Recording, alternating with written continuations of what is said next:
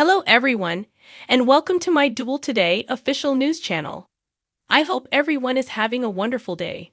Before we begin, please hit the subscribe button and give this video a thumbs up. When Braddy and Theresa see Tate, they are absolutely appalled. EG stays by Nicole's side while she recovers. Paulina and Abe get some quality time together. Everett tries to acquire information from Harris for an article. Stephanie catches up with Jada. Current days recap. January 10, 2024. Channel asks Paulina whether her mother has heard anything about her biopsy while she is preparing a green smoothie. Paulina responds that although she hasn't heard anything, she has started taking care of herself because of the thyroid problem. She talks about how her new endocrinologist recommended that she adopt an anti-inflammatory diet. After researching the topic, she discovered that it improves memory, which may be beneficial for Abe. Abe shows up carrying a double chocolate croissant from Sweet Bits along with flowers. Paulina accepts and responds, "I don't believe so. For you, Abraham Carver, none." Channel clarifies that her mother has strict dietary restrictions. Then Paulina wants Channel to spend some time with Abe by herself. Later, Paulina presents other alternate treatments for memory loss, but Abe stops her. He asks if she can accept it if he never does recover his memories, but he appreciates her aid and her wish for him to. Paulina tells him that she loves him and always will, and that his memory loss won't affect that. Paulina advises letting him view their wedding ceremony to see if it brings back any memories in order to aid with his memory recovery. And proposes that they act out their first kiss as husband and wife after watching the film. Braddy phones Paulina and requests that she terminate EJ just as they are ready to go. Paulina questions whether she made the correct decision in regards to Tate after the call. A suspect is questioned by Jada and Harris regarding the narcotics case. The suspect, Mr. Smith, doesn't say anything. In an effort to learn more about him, Jada chooses to perform a background investigation. If Mr. Smith cooperates and divulges the identity of his boss, Harris agrees to assist him. While Harris brings Mr. Smith to the station for booking, Jada departs to get something to eat. When the suspect gets to the station, Harris verifies that his true name is Mr. Hulsenkamp and tells him that if he doesn't comply, he might never see freedom again due to his criminal past. Hulsenkamp, though, won't speak. When Everett shows up, he asks Harris if he can question the suspect.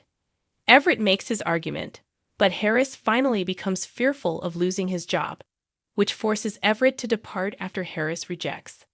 At the Braddy pub, Stephanie and Everett are meeting. Everett expresses regret for being preoccupied with their past the previous evening. Stephanie doesn't mind, though, since it inspired her to collaborate with the Downtown Escape Room and plan a murder mystery party with their publication serving as a sponsor. She thinks it will benefit everyone involved and help them expand their subscriber base. Love at first sight, Everett says he'll talk to his superiors and get back to her. When Stephanie inquires later, Everett responds that Leo's first column is excellent. Leo has a ton of information huge sort through, and it appears that nobody in Salem is free of dark, secretive pasts. Stephanie then asks Everett if he has any, but he has to go check it out because he gets a notification that someone has been brought in for questioning. After that, Stephanie is joined by Jada, and they discuss their day's drinking. Jada inquires as to whether Harris brought Stephanie home safely, and she responds that he did so in a perfectly polite manner.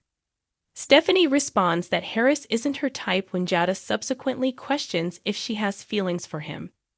Stephanie goes on to say that she kissed her ex on New Year's Eve, but it was the Seattle-based one, not Chad or Alex.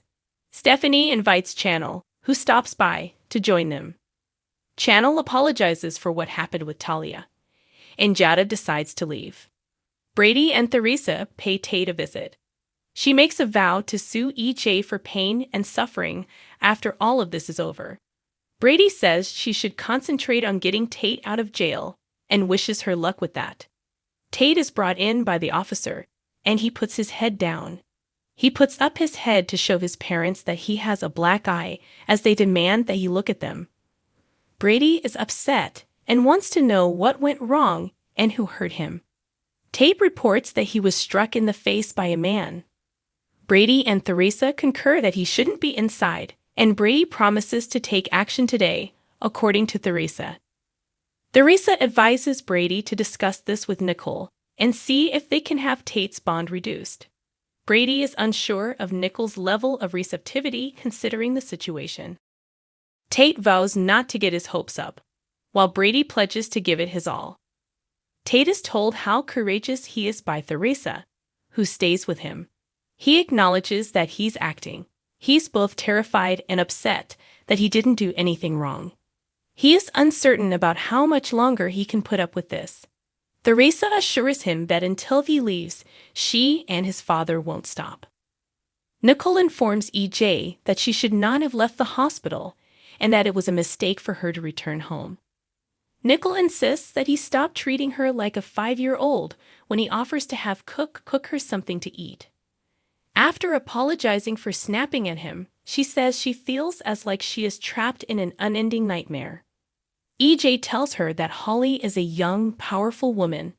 In addition, he reminds her that despite a challenging recuperation, he survived being shot in the head. EJ has faith that Holly will also make a full recovery. After losing their son, Nicole acknowledges that she is beginning to lose trust and believe in miracles. She believes that God might be punishing her in some way, but EJ assures her that he does not believe such to be the case.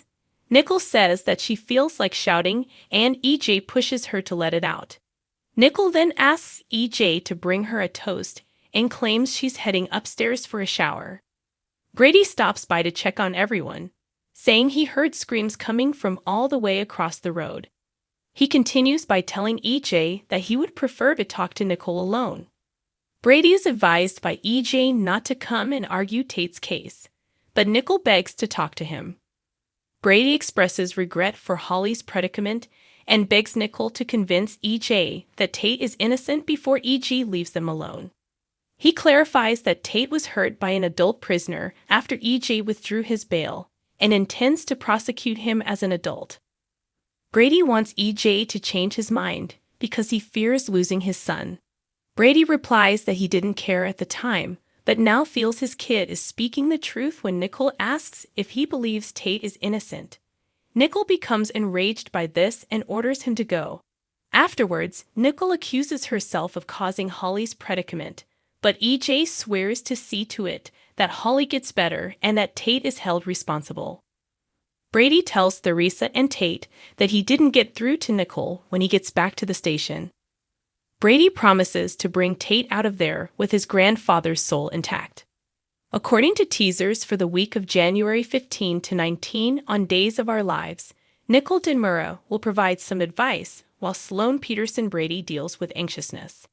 Given that Sloane feels as though she has lost her own baby son and now faces the possibility of losing Holly Jonas, Nicole might counsel Sloane to cherish every moment spent with Jude Braddy. He will show Paulina Price how much he cares by standing up for her when it matters, unlike Aide Carver.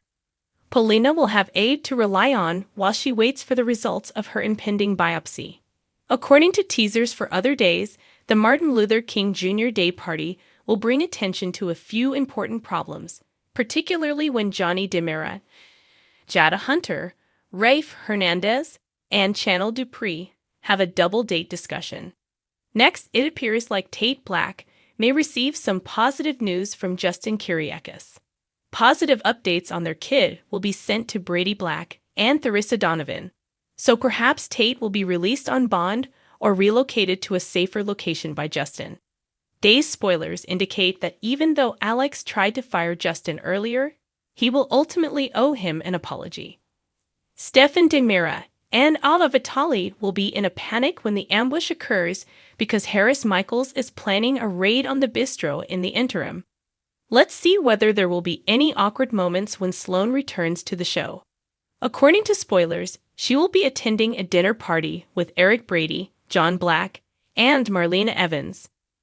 Steve Johnson, Kayla Johnson, Trip Johnson, Wendy Shin, and Stephanie Johnson will be gathered around a table for another dinner that is happening across town.